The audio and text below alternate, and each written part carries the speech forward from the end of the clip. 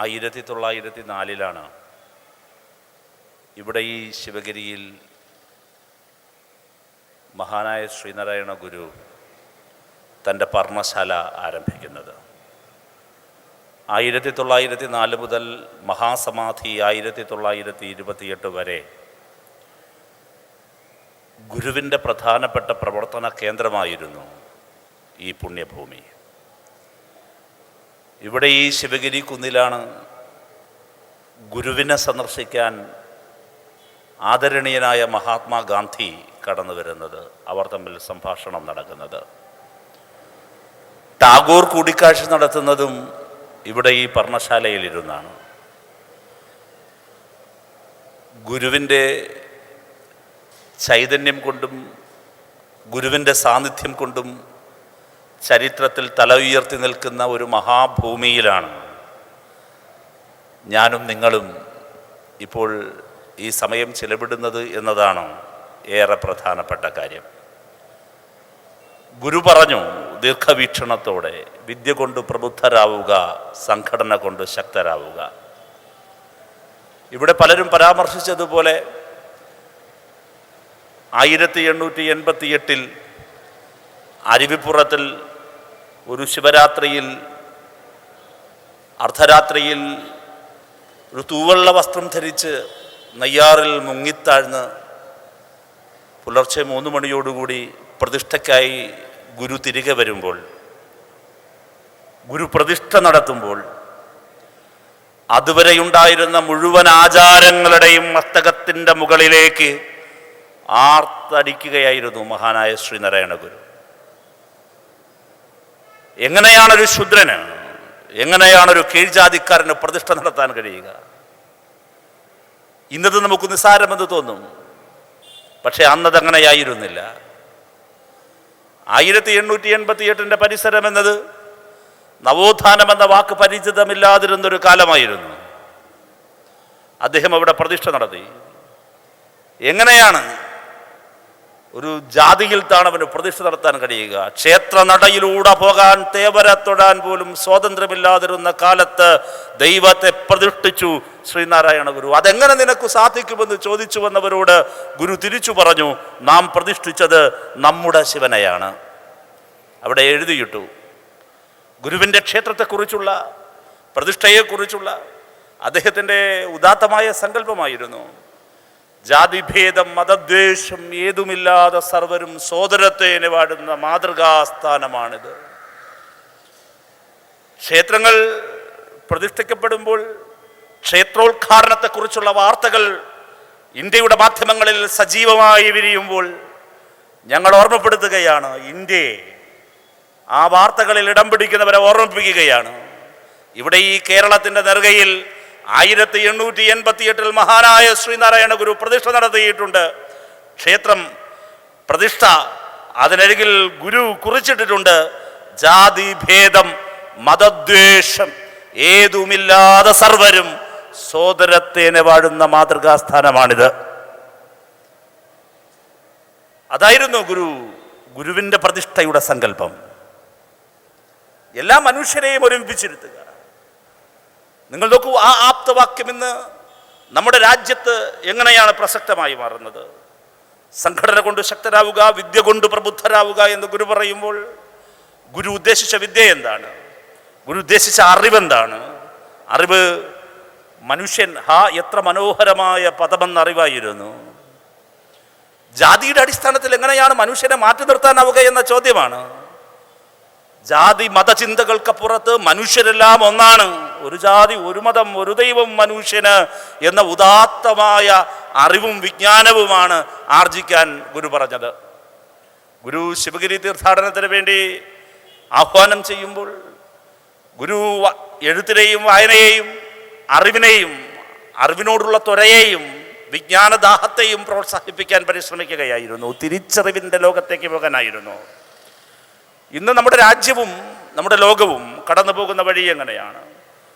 ഇത്തവണത്തെ 91ാമത് ശിവഗിരി തീർത്ഥാടനത്തിൻ്റെ ഉദ്ഘാടന കർമ്മം നിർവഹിച്ചുകൊണ്ട് ആദരണീയനായ കേരളത്തിൻ്റെ മുഖ്യമന്ത്രി ശ്രീ പിണറായി വിജയൻ പറഞ്ഞൊരു കാര്യമുണ്ട്. പലസ്തീൻ ഇന്ന് ചോരയൊഴുകുമ്പോൾ ഗുരുദേവ ദർശനങ്ങളുടെ പ്രസക്തിയെക്കുറിച്ച് ബഹുമാനപ്പെട്ട മുഖ്യമന്ത്രി സന്ദർഭോചിതമായി കടന്നുപോയി. ഞാൻ കൂട്ടിച്ചേർക്കുകയാണ്, പലസ്തീൻ മാത്രമല്ല, മണിപ്പൂറും ഹരിയാനയിലെ നൂഹിലുമെല്ലാം മനുഷ്യൻ വംശീയ വിദ്വേഷത്തിൻ്റെ പേരിൽ കൊല്ലപ്പെട്ടുകൊണ്ടിരിക്കുമ്പോൾ അവരുടെ വീടുകൾ, ദരിദ്രരുടെ വീടുകൾ, സാധാരണക്കാരായ ദുർബലരായ മനുഷ്യരുടെ വീടുകളും കടകമ്പോളങ്ങളിലേക്കും ബുൾഡോസറുകൾ പാഞ്ഞുകയറിക്കൊണ്ടിരിക്കുമ്പോൾ ഞങ്ങൾ ഈ കൊച്ചു കേരളത്തിൻ്റെ നെറുകയിൽ ചവിട്ടി നിന്ന് ഈ ലോകത്തോട് വെറുപ്പും വിദ്വേഷവും വിപണനം ചെയ്യപ്പെടുന്ന വർത്തമാനകാല ലോകത്തോട്, ഇന്ത്യയുടെ പല സംസ്ഥാനങ്ങളോടും ഞങ്ങൾ ഓർമ്മപ്പെടുത്തുന്നു, ജാതിഭേദം മതദ്വേഷം ഏതുമില്ലാതെ സർവരും സോദരത്തേനെ വാഴുന്ന മാതൃകാസ്ഥാനമാണിത്. വംശീയ വിദ്വേഷങ്ങളുടെയും ജാതിമത വിദ്വേഷങ്ങൾക്കുമെല്ലാം അപ്പുറത്ത് മനുഷ്യനൊന്നാണെന്ന മാസ്മരികമായ സന്ദേശത്തിൻ്റെ പ്രഭവകേന്ദ്രത്തിൽ നിന്നുകൊണ്ടാണ് ഞങ്ങൾ ഈ ലോകത്തോട് സംസാരിക്കുന്നത്. ഇതിന്മേൽ അധിഷ്ഠിതമായ എത്രയോ സംവാദങ്ങൾ നടന്നിട്ടുണ്ട്. വാദിക്കാനും ജയിക്കാനുമല്ല, അറിയാനും അറിയിക്കാനുമാണ് എന്ന് എഴുതി വെച്ചു ആലുവയിലെ സർവമത സമ്മേളനത്തിൽ. അതൊരു വലിയ വിപ്ലവമായിരുന്നു. ശ്രീ സ്വാമി വിവേകാനന്ദൻ ചിക്കാഗോയിൽ നടത്തിയ ചരിത്രപ്രസിദ്ധമായ പ്രസംഗത്തിൽ അദ്ദേഹം പറയുന്നുണ്ട് ഇതേ വാചകം.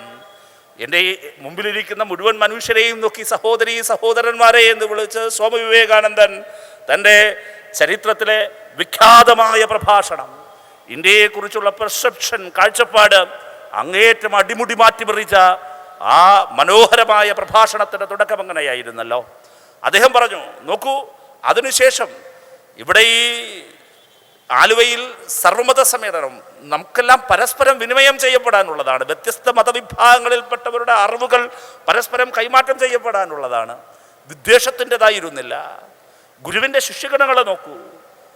കുമാരനാശാൻ, ആശാന്റെ പാദസ്പർശമേറ്റ മണ്ണിലാണ് നമ്മൾ നിൽക്കുന്നത്. ആശാന്റെ കവിതകളിലൂടെ കടന്നു പോകൂ. ശ്രീഭൂവിലസ്ഥിര വീണഭൂവിൽ എഴുതി ആശാൻ. ജാതി ചോദിക്കുന്നില്ല സോദരി എഴുതി ആശാൻ.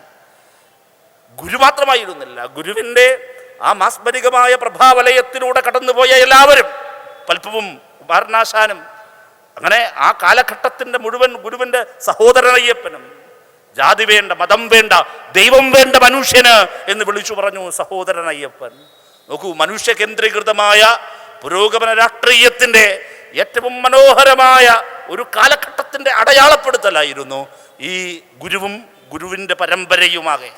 എനിക്ക് വിനയപൂർവ്വം ഓർമ്മപ്പെടുത്താനുള്ളത്, ശിവഗിരിക്കും ശിവഗിരി തീർത്ഥാടനത്തിനും ഗുരുവിനെ ആദരവോടെ പിൻപറ്റുന്ന മുഴുവൻ മനുഷ്യർക്കും എന്തെങ്കിലും ഉത്തരവാദിത്വം ഇന്ന് മാറ്റിവെച്ചിട്ടുണ്ടോ കാലം? ആവർത്തിച്ചു പറയുന്നു, ശ്രീനാരായണ ദർശനങ്ങൾക്കാണ് കാലം ഇന്ന് ഉത്തരവാദിത്വം ഏൽപ്പിച്ചിരിക്കുന്നത്. ആ ഉത്തരവാദിത്വം എന്തെന്ന് ചോദിച്ചാൽ, ജാതിയുടെയും മതത്തിൻ്റെയും പേരിൽ വെറുപ്പിൻ്റെയും വിദ്വേഷത്തിൻ്റെയും രാഷ്ട്രീയം വിപണനം ചെയ്യപ്പെടുമ്പോൾ, വെറുപ്പും വിദ്വേഷത്തിൻ്റെയും പേരിൽ മനുഷ്യർ പലായനം ചെയ്യപ്പെടേണ്ടി വരുമ്പോൾ, വീടുകൾ ബുൾഡോസ് ചെയ്യപ്പെടുമ്പോൾ, കൊല ചെയ്യപ്പെടുമ്പോൾ, ചോരപ്പുഴയൊഴുകുമ്പോൾ, നമുക്ക് സമാധാനത്തിൻ്റെയും ശാന്തിയുടെയും മാനവസ്നേഹത്തിൻ്റെയും, മനുഷ്യനാണ് എല്ലാ വിവേചനങ്ങൾക്കും അപ്പുറം ഗുരു മുന്നോട്ട് വെച്ച മനുഷ്യൻ്റെ മനുഷ്യത്വത്തിലൂന്നിയ, മാനവ സൗഹൃദത്തിലൂന്നിയ മഹത്തായ സന്ദേശം വീണ്ടും വീണ്ടും ആപ്തവാക്യമായി ലോകമാകെ പടർത്താനുള്ള, കൂടുതൽ കൂടുതൽ ഉച്ചത്തിൽ, കൂടുതൽ കൂടുതൽ വേഗതയിൽ, കൂടുതൽ ഇടങ്ങളിലേക്ക് ജാതിഭേദം മതദ്വേഷം ഏതുമില്ലാതെ സർവരും സോദരത്തിനെ പാടുന്ന മാതൃകാസ്ഥാനമാണിത്. അവനവൻ ആത്മസുഖത്തിനാചരിക്കുന്നവ അപരന് സുഖത്തിനായി വരണമെന്ന ആ വിശ്വമഹാപ്രഖ്യാപനം വിശ്വമാകെ വ്യാപിപ്പിക്കാനുള്ള ഉത്തരവാദിത്വം നമ്മുടെ മുൻപിലുണ്ട്. നീഡ് ഓഫ് ദി അവർ എന്നെല്ലാം പറയുമല്ലോ. ഈ കാലഘട്ടത്തിൻ്റെ മാറ്റിവെക്കാനാകാത്ത ഉത്തരവാദിത്വം നമുക്കുണ്ട്, കേരളത്തിനുണ്ട്, ഗുരുവിൻ്റെ പിൻപറ്റുന്ന മുഴുവൻ മനുഷ്യർക്കുമുണ്ട്, ഗുരുദേവ ദർശനത്തിൻ്റെ പ്രചാരകർക്കുണ്ട് എന്ന് ഞാൻ വിനയപൂർവ്വം ഓർമ്മപ്പെടുത്തിക്കൊണ്ട് ശിവഗിരി ഇന്ന് ഏറ്റെടുത്തിരിക്കുന്ന ശിവഗിരി കൂടുതൽ സജീവമായി മുൻപോട്ട് പോവുകയാണ്. അങ്ങനെ മുൻപോട്ട് പോകാൻ കഴിയട്ടെ എന്ന് സ്നേഹപൂർവ്വം ആശംസിക്കുന്നു. അതിൽ എല്ലായ്പ്പോഴും കൂടെയുണ്ടാകും, എല്ലാ അർത്ഥത്തിലും കൂടെയുണ്ടാകും. പാർലമെൻറ്റ് അംഗമായി കടന്നു പോകുമ്പോഴാണ് സച്ചിദാനന്ദ സ്വാമിയുടെ ഒരു കത്ത് എനിക്ക് ലഭിക്കുന്നത്. ആ കത്തിൽ അദ്ദേഹം പരാമർശിച്ചിരുന്നത്, പുതിയ പാർലമെൻറ്റ് മന്ദിരം വരുമ്പോൾ ആ മന്ദിരത്തിൽ ഗുരുവിൻ്റെ പ്രതിമയുണ്ടാകണം, അതിനുവേണ്ടി പറയണം. തീർച്ചയായും ആ ഉത്തരവാദിത്തം ഏറ്റെടുക്കുകയും പാർലമെൻറ്റിൽ ഗവൺമെൻറ്റിൻ്റെ യൂണിയൻ ഗവൺമെൻറ്റിൻ്റെ മുമ്പിൽ ആ ആവശ്യം മുന്നോട്ട് വെക്കുകയും ചെയ്തു. തീർച്ചയായും ഈ രാജ്യത്തിൻ്റെ മുൻപിൽ ഗുരുദേവ ദർശനങ്ങളും ഗുരുവിൻ്റെ സാന്നിധ്യവും ഗുരുവിൻ്റെ അടയാളവും ഉണ്ടാകണം. അതിനുവേണ്ടി ഇനിയും സമ്മർദ്ദങ്ങൾ തുടരും എന്ന് മാത്രം വിനയപൂർവ്വം ഓർമ്മപ്പെടുത്തിക്കൊണ്ട് 91ാമത് ശിവഗിരി തീർത്ഥാടനത്തിൻ്റെ സംഘാടന സമ്മേളനത്തിൽ പങ്കെടുക്കാൻ കഴിഞ്ഞതിലുള്ള നന്ദി രേഖപ്പെടുത്തി എല്ലാവിധ ആശംസകളും നേർന്ന് ഞാൻ എൻ്റെ വാക്കുകൾ അവസാനിപ്പിക്കുന്നു, നിർത്തുന്നു. നന്ദി, നമസ്കാരം.